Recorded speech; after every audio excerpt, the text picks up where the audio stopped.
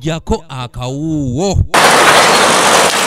Poliisi ejjinja eridde matereke n'abatuuze mu bitundu by'ejjinja ebyenjawulo abakedde okweyiwa ku nguudo nga balaga okwemulugunya olw'emiwendo gy'ebintu ebikozesebwa egyeyongera okulinnya nga gye biggweredde nga poliisi erina beekutte ate ng'abalala bavuddewo n'ebisago.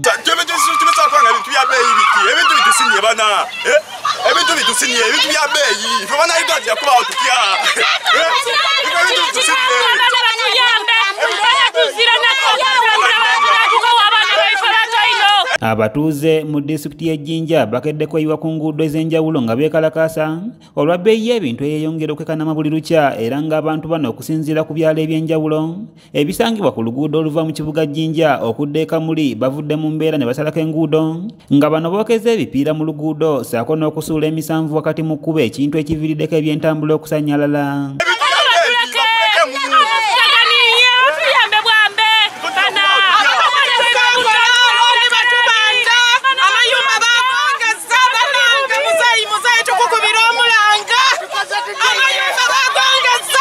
Wabadde tewali kidduka kikkirizibwa kukozesa luguudo luno naddala mu bitundu eby'Mafubira, mayiro 2 wa Kitaka, Namulesa ne Buwenge era abamu balabiddwako nga bavuga mmotoka zaabwe ku nguudo abeekalakaasa bazikuba amayinja.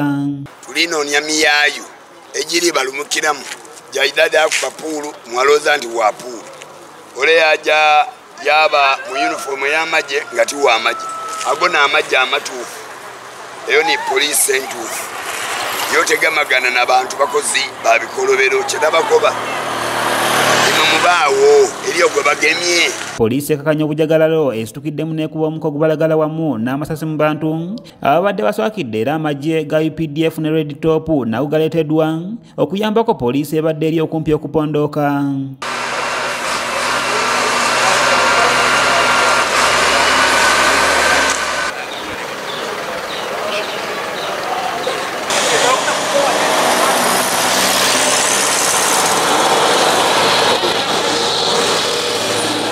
Abatuuze bagamba nti basazeewo okwekalakaasa olw'embeera gye bayitamu oluvannyuma lw'emiwendo gy'ebintu okugenda mu maaso n'okulinnya buli lukya.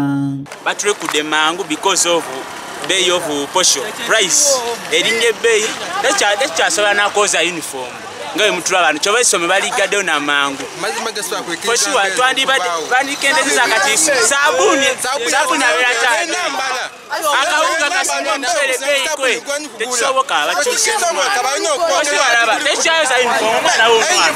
Sabbiiti ewedde abatuuze mu bitundu bino era beekalakaasa lwa nsonga ya bbeeyi ya bintu.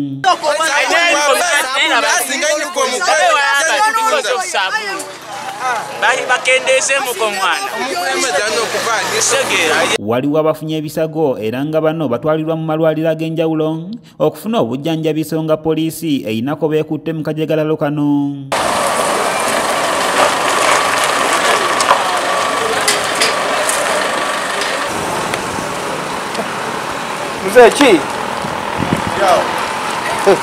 Kanyike Kevin yakusakidde eggulire lino okulwa ABS Television.